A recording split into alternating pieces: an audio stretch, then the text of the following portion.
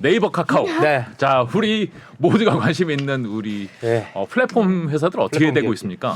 일단은 지금 최근 연초 들어서부터 분위기가 좋아요. 네. 일단은 매크로 환경 자체가 이제 어떤 급격한 그 경기 급냉 네. 이런 부분들에 대한 우려 때문에 금리 인상 좀 스탑하자. 네. 이런 얘기들이 돌면서 이제 투자 심리가 빠르게 반등을 하기 시작했고요. 네. 그런 와중에 이제 지금 실적 시즌이죠. 실적 뚜껑을 열어보니까 네. 네이버, 카카오가 소위 말하는 글로벌 빅테크 기업들 대비 성장성이 더 좋더라는 것이죠.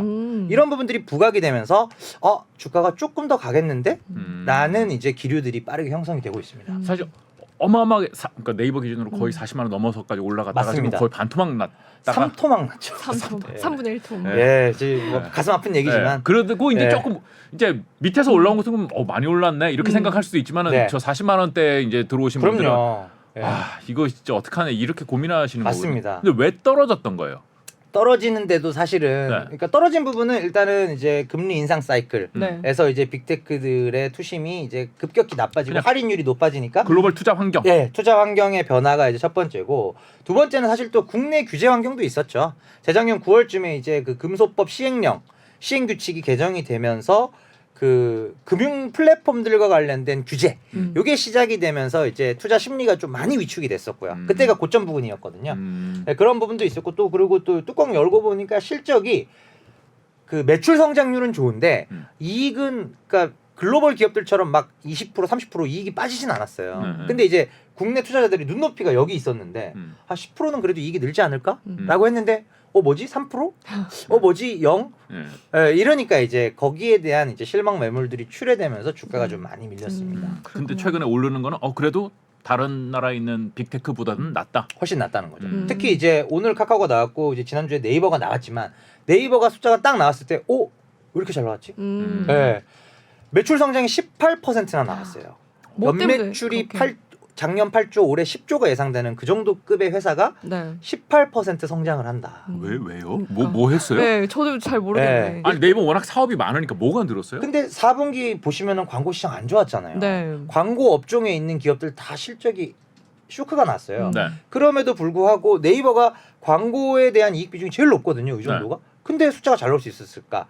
광고를 굉장히 잘 방어해줬고 플러스 커머스나 그러니까 온라인 쇼핑 쪽, 그다음에 컨텐츠 쪽이 40% 80%씩 성장을 해버렸어요. 커머스가 우선, 커머스는 네. 커머스 40%. 네이버- 커머스는 이게 20%. 네이버 쇼핑. 네, 네. 20%. 근데 그리고- 커머스가 네이버 쇼핑이죠. 네. 근데 네이버 쇼핑이 이제 온라인 그 우리나라의 온라인 쇼핑 시장만 봤을 때는 4분기가 시장 성장률이 7.5%밖에 안 됐거든요. 성장률이 단자릿수로 내려오고 이제 많이 낮아졌는데 네이버는 어떻게 20%나 성장할 수 있었을까를 뜯어봤더니 네이버 쇼핑 외에도 브랜드 스토어나 아니면 네이버 여행, 네. 네이버 예약 이런 거 뭐 아. 레스토랑 예약 같은 것들도 요즘 많이 하시잖아요. 네. 네이버로. 그런 거래액들이 이제 다 그 커머스 사업부에 이제 보고가 되고 있는데 그쪽이 비중이 많이 늘었어요. 특히 여행 예약 쪽은 1년 전 대비로 봤을 때 2배 넘게 그렇죠. 성장을 하면서 엔데믹이 이제 막 시작이 된 상황이기 때문에 올해도 사실 여행 예약 쪽은 계속 고성장할 거예요. 저도 최근에 출장할 때 네. 비행기표 네이버 최저가로 찾아가지고 그쵸. 했습니다. 예. 네.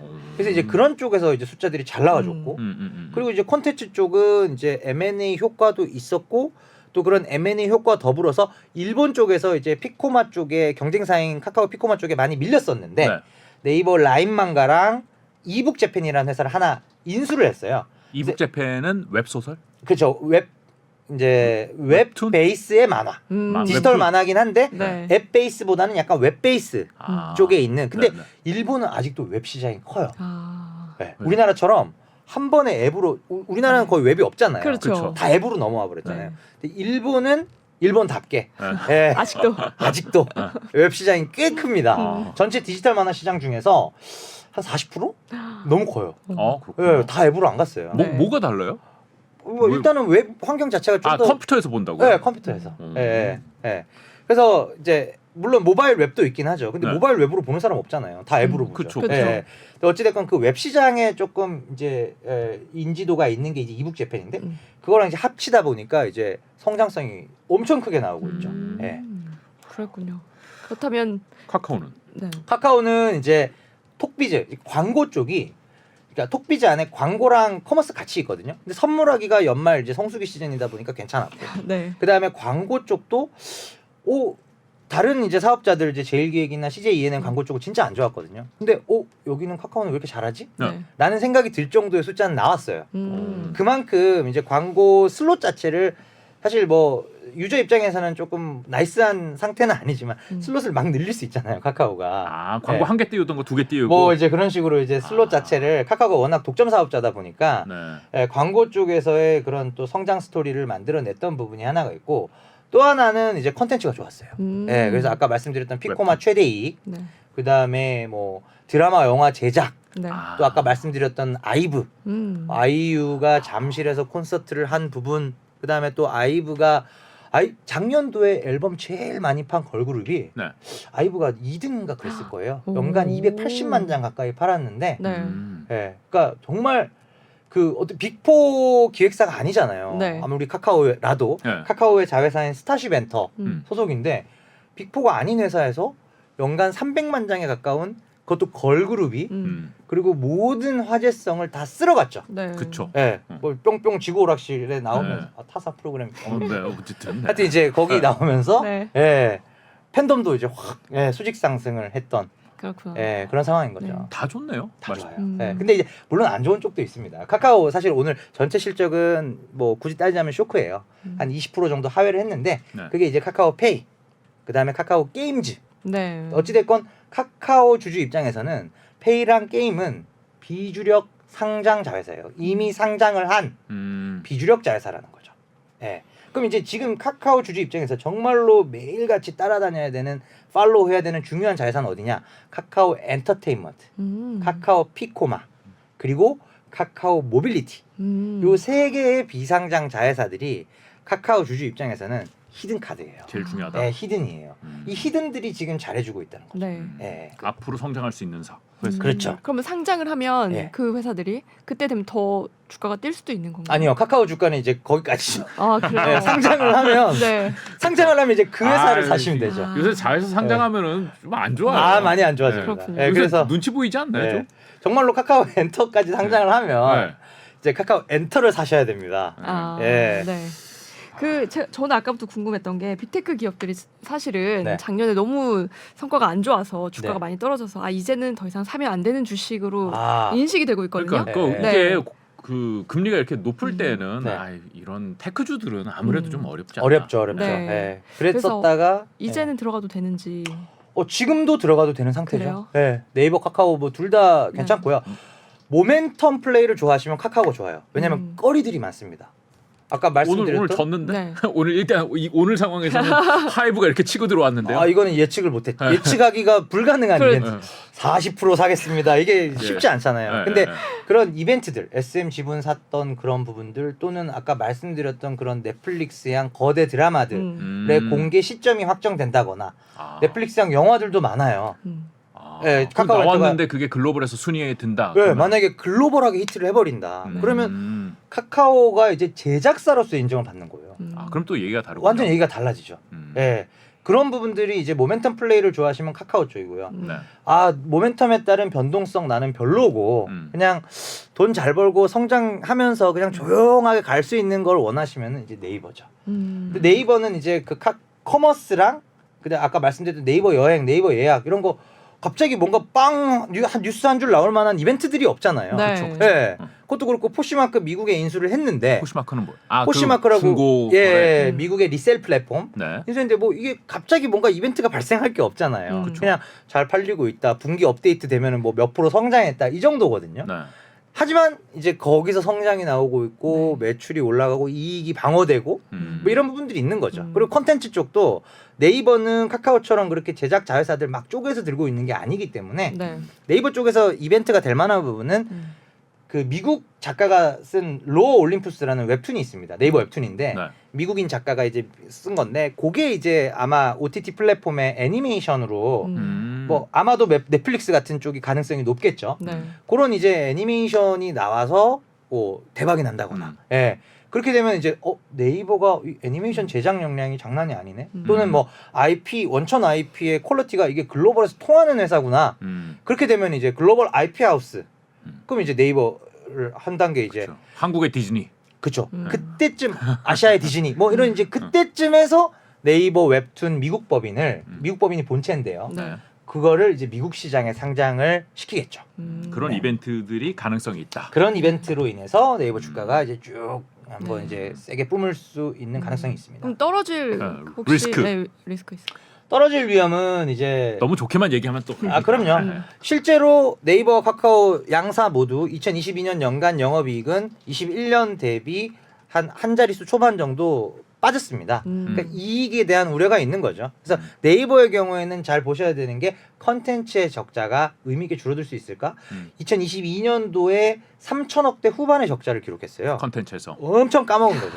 근데 이게 23년도에 매출이 는다고 해서 네. 적자가 줄어들까? 어.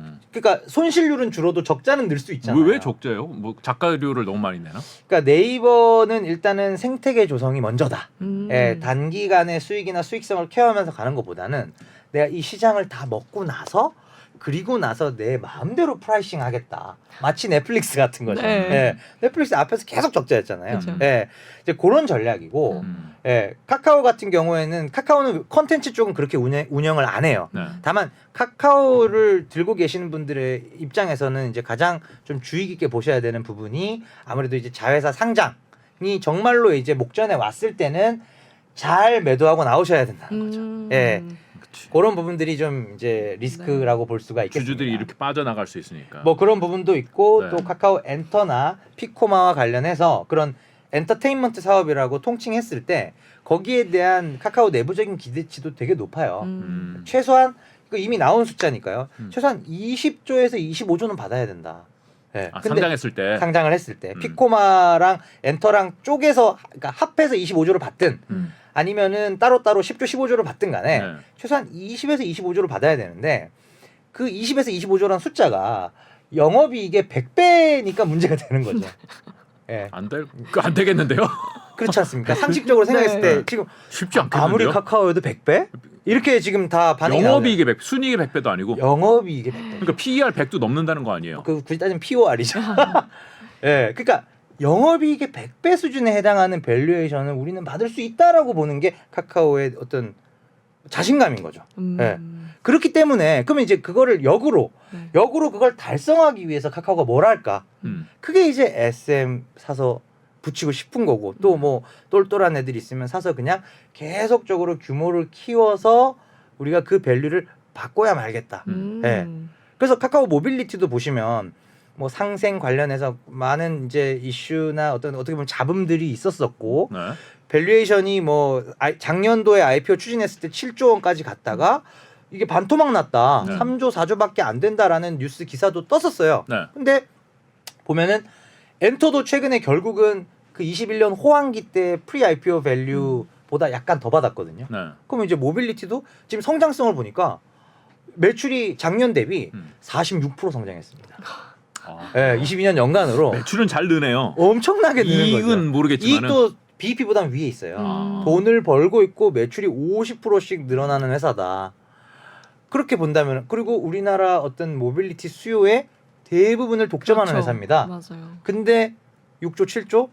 예, 충분히 또 이게 말이 되는 거죠. 말이 돼요. 말이 되는 상황인 거죠. IPO 시장이 어려운데도 가능한가요? IPO 시장이 네. 사실 아주 초에는 어려웠었다가 네. 최근에 IPO한 기업들 몇 개 보시면 다시 따상이 등장하기 시작했어요. 아, 그러게요. 예. 예, 따상이 자꾸 또 다시 등장하기 시작을 했다는 거죠. 그래서 이게 분위기라는 게 그러니까 네이버 카카오 쭉 빠지고 매크로 환경 안 좋을 때는 네. IPO 막 철회하고 미루고 맞아요. 막 그러다가 갑자기 또 이제 대형주들 위주로 반등 나오면서 네. 따상 나오니까 다시 IPO 지금 할 것 같아요. 밀어놨던 예, 부분들 예를 들면 카카오 게임즈 자회사 라이온하트 스튜디오 네. 뭐 그런 회사들도 아마 제가 알기로 3월인가까지가 그 데드라인이거든요. 네.